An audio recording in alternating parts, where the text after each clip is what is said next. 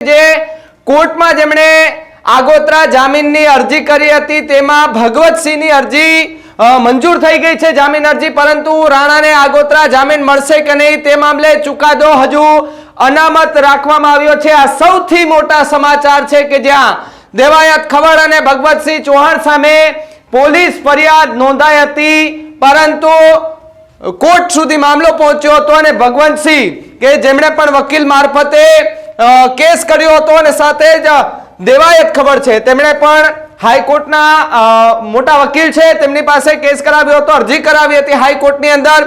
અને અત્યારે સમાચાર આવ્યા કે અમદાવાદ ગ્રામ્ય કોર્ટે ભગવતસિંહ છે તેના આગોતરા જામીન મંજૂર કર્યા છે, પરંતુ દેવાયત ખવડની જામીન અરજી છે તે હજુ મંજૂર નથી કરવામાં આવી। રાણાને આગોતરા જામીન મળશે કે કેમ તેના ઉપર અત્યારે સવાલો થઈ રહ્યા છે।